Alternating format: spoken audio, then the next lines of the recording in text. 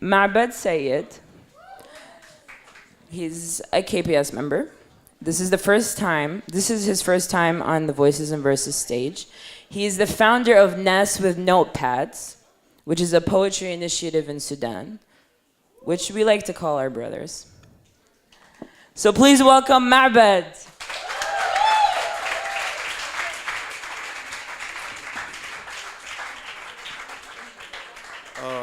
Hello, everybody. Happy birthday, KPS. I might have left a lover in Sudan, but I found a mistress here in Kuwait. All right. So if you'd allow me a small introduction. I spit tempting testaments of my temperaments like the temperers of the temple of Tempe. Without an instrumental, I paint mental pictures that make you tremble. I portray templates of temptations under livid lava temperatures. Full-blown, they hit your temporal bone, fully stressed like a tempo of a tempest, but by far surpassing the temper of a Templar. Though my temper tantrums are temporary, they conceal attempts to reveal my heartfelt contempt. I am mundanely insane, complex in being simple. Without an instrumental, I paint mental pictures that make you tremble, but not to confuse you. You can just call me Temple.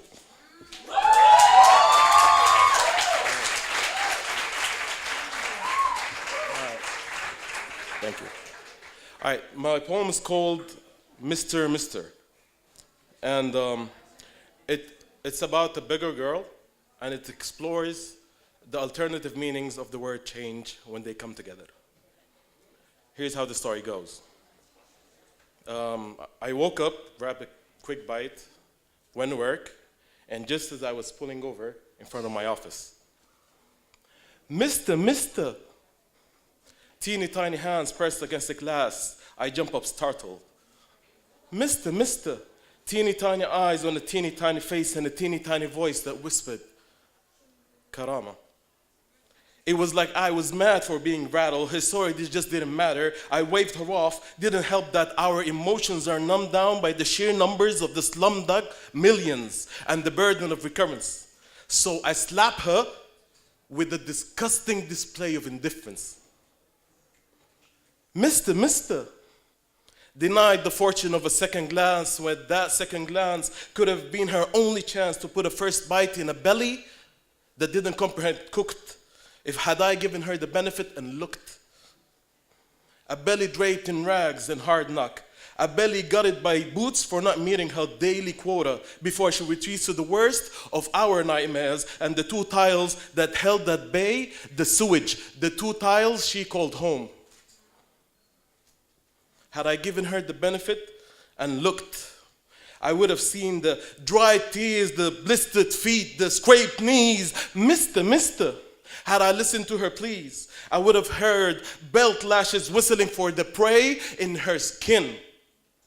I would have heard the hard stone flinching from the touch of her resting carcass. I would have felt the withers of her soul slither from between the breaks of her skin, fending off the gruesome cold of your within.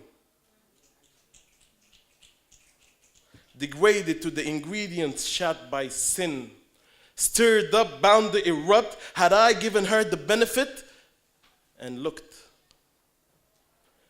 Mister, ironic that her name was Charity, yet she's the victim of the reality that denies her her name and any form of commodity, of all the misfortune she inherited, of how she held down sorrow and bedded it, of how I was a mourning person and how deeply she dreaded it. She seeks safety in the two tiles she calls home, and solace in a calming, faraway resonance. Little did she know what that azan was.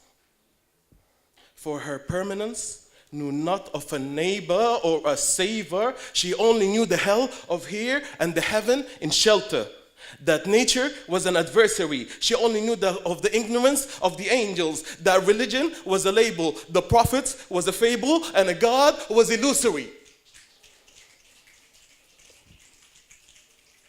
Mister, have you seen her? I don't mean have you looked, but have you truly seen her? I don't mean have you pondered the words and clutched tightly at your purse. I don't mean have you shuffled as she walks past you on the street, or worse, your disgusting display of indifference. Mister, let us all confess to the sterility of this. As long as it stayed at an arm's length, at the length of her outstretched arms, at the edges of the hollow caves that are our eardrums, the creaks in her forehead, born of hardness and not of years, the burns on her back of her arm from pressing against the steel rims of your cars and your hearts, the valleys that run down between her ribs, the parting of her legs but never of her lips. Not a sound, not a sound. Muffled by abusing palms and slobbering saliva, mute to the hollows of our eardrums. Mister. She closes her eyes and imagines that she was invisible.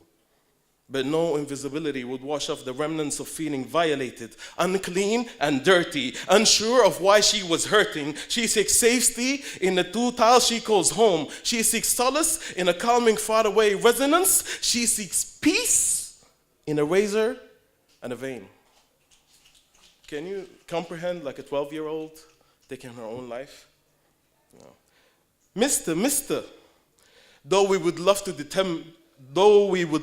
pretend it, know we your torment not, know we your vanquish not, your anguish, your penance not, your callous not, your aching soul, your wish to break the hold that life strangles you with, only the two tiles she called home, and the hard stone that flinches at the touch of her resting carcass. Mister, can you find it in you? Can you find it in you to spare a glimpse of recognition in her for her existence? Can you spare a gleam of kindness? Can you spare a twinge, a flinch? Can you spare a mimic of humanity? Can you spare her that grimace, like she's an incarnation of profanity? Can you spare her the calamity? Can you spare her the tragic celebrity of your accusing index? Can you spare her your God complex? Then again, would you? Would you spare her a burial ground?